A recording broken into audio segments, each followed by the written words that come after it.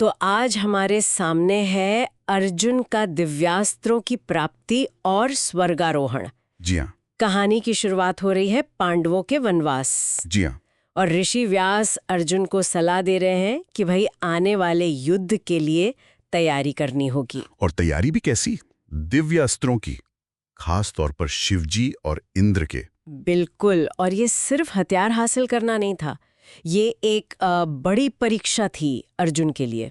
शारीरिक भी, आध्यात्मिक भी। हाँ, और युधिष्ठिर धर्मराज होते हुए भी भारी मन से ही सही अर्जुन को आज्ञा देते हैं हिमालय जाकर तपस्या करने की। और तपस्या भी कोई ऐसी वैसी नहीं।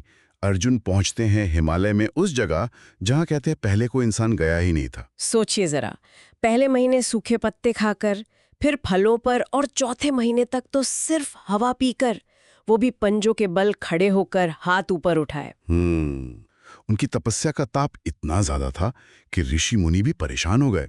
उन्हें शिवजी के पास जाना पड़ा। अच्छा। हाँ, पर शिवजी ने उन्हें शांत किया। कहा कि वे अर्जुन के मन की इच्छा जानते हैं। उसे न स्वर्ग चाहिए न राजपाट। उसे तो युद्ध के लिए शक्ति चाहिए थी। बिल्कुल। और शिवजी ने कहा कि वो उसे पूरा करेंगे। यहीं से कहानी में वो दिलचस्प मोड़ आता है ना। शिवजी खुद एक किरात, मतलब एक पहाड़ी शिकारी का रूप धर लेते हैं। जी, और माँ उमा भी साथ में, किरात स्त्री बनकर। और उसी समय मुख नाम का एक राक्षस सुअर के रूप में अर्जुन पर हमला कर देता है। हाँ, और फिर ये होता है कि अर्जुन और वो किरात वेशधारी शिव दोनों एक ही साथ उस सुअर पर तीर चलाते हैं। अच्छा। एक ही समय पर। हाँ, सुअर तो मर गया, पर अब बहस छिड़ गई कि पहला निशाना किसका था, शिकार किसने किया। अर्जुन तो पहचानते ही नहीं कि ये शिवजी हैं। बिल्कुल नहीं। वो तो उसे एक साधारण शिकारी समझकर युद्ध के लिए ललकार देते हैं। क्षत्रिय थे आखिर। फिर तो भयंकर युद्ध हुआ होगा। अर्जुन अपने गांडीव से तीर चला रहे हैं। हाँ, पर किरात पर कोई असर ही नहीं।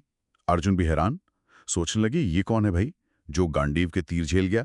कहीं ये महादेव तो नहीं। सारे तीर खत्म हो गए उनके तो। जी हाँ। फिर वो धनुष के कोने से लड़े, फिर तलवार निकाली, वो भी टूट गई। फिर तो पेड़, पत्थर, मुक्के जो मिला उसी से। और किरात यानी शिवजी भी उसी तरह जवाब दे रहे थे। आखिर में उन्होंने अर्जुन का गांडीव छीन लिया और हाथापाई में अर्जुन बेहोश हो गए। बाप रे। ये शायद उनके अभिमान को तोड़ने के लिए भी था, ये दिखाने के लिए कि दैवीय शक्ति के आगे मानवीय बल कुछ नहीं। होश आने पर अर्जुन क्या करते हैं? वो मानसिक रूप से शिवजी को एक फूलों की माला चढ़ाते हैं और अचानक देखते हैं कि वो माला वो किरात के मुकुट पर सजी है। ओहो, तब समझे वो। बस तुरंत पहचान गए और शिवजी के चरणों में गिर पड़े। शिवजी तो प्रसन्न हुए होंगे। बहुत।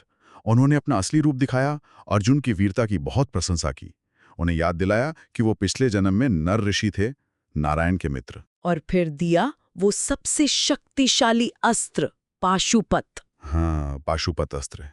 लेकिन साथ में एक चेतावनी भी दी कि इसे बिना बहुत बड़े कारण के इस्तेमाल मत करना, ये पूरी सृष्टि का विनाश कर सकता है। ये बहुत बड़ी जिम्मेदारी थी। जी।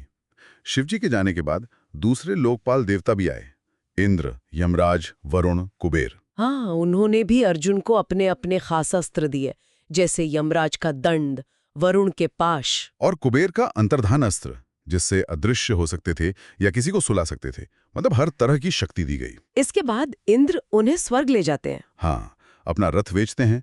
अर्जुन स्वर्ग पहुंचते हैं। वहां इंद्र उन्हें अपने साथ सिंहासन पर बिठाते हैं। अप्सराओं का नृत्य देखते हैं। बड़ा सम्मान मिला। और यहीं पर वो उर्वशी वाला किस्सा होता है। जी। इंद्र के कहने पर उर्वशी अर्जुन के पास जाती हैं, पर अर्जुन उन्हें मां समान बताकर, मतलब सम्मान से मना कर देते हैं। ये उनके चरित्र की दृढ़ता दिखाता है। बिल्कुल। पर उर्वशी इसे अपना अपमान समझ लेती हैं।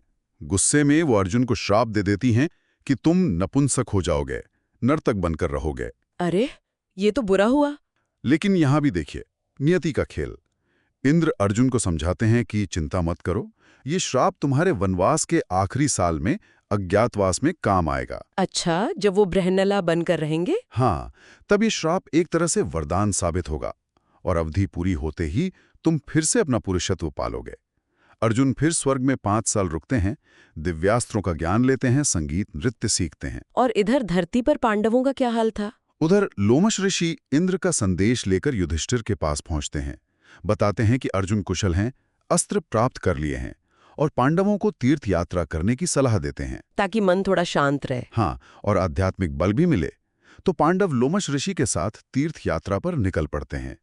प्रभास तीर्थ पर उनकी मुलाकात होती है श्री कृष्ण और बलराम से। बलराम तो पांडवों की हालत देख के दुखी हुए होंगे। बहुत ज्यादा। वो थोड़े गर्म मिजाज के थे। उन्हें युधिष्ठिर की ये दशा देखकर धर्म पर ही शक होने लगा कि देखो, धर्म का पालन करने वाला दुख पा रहा है और अधर्मी दुर्योधन मजे में है। ये सवाल तो उठता है मन में। स्वाभाविक है। लेकिन श्री कृष्ण और युधिष्ठिर दोनों ही बड़े शांत थे। वो सही समय का इंतजार करने की बात करते हैं। युधिष्ठिर कहते हैं कि उन्हें भिक्षा में राज नहीं चाहिए। हाँ, वो कहते हैं कि मैं बाहुबल से जीती हुई धरती ही स्वीकार करूंगा। और कृष्ण भरोसा दिलाते हैं कि समय आने पर वो जरूर मार्गदर्शन करेंगे। तो ये थी अर्जुन की वो यात्रा, तपस्या, परीक्षा, दिव्य कृपा और एक श्राप जो वरदान बन गया। बिल्कुल। ये सिर्फ अस्त्र पाने की कहानी नहीं है। ये अर्जुन के चरित्र के विकास की और आने वाले महायुद्ध की तैयारी की कहानी है। ये हमें सिखाती है कि कैसे बड़ी चुनौतियों के लिए असाधारण तैयारी और त्याग की जरूरत होती है। धर्म के रास्ते पर मुश्किलें आती हैं, पर अंत में सत्य जीतता है। सही कहा। और ये तैयारी देखकर ये अंदाजा लगता है कि आने वाला युद्ध कितना भयानक रहा होगा। और एक सवाल मन में रह जाता है, जब अर्जुन जैसे योद्धा को इतनी कठिन परीक्षा देनी पड़ी, इतनी दिव्य सहायता लेनी पड़ी, तो क्या ये लड़ाई सिर्फ बाहरी दुश्मनों से थी या फिर उन अंदर के संघर्षों से भी, जो कुरुक्षेत्र में हर योद्धा के मन में चल रहे होंगे? ये सोचने वाली बात।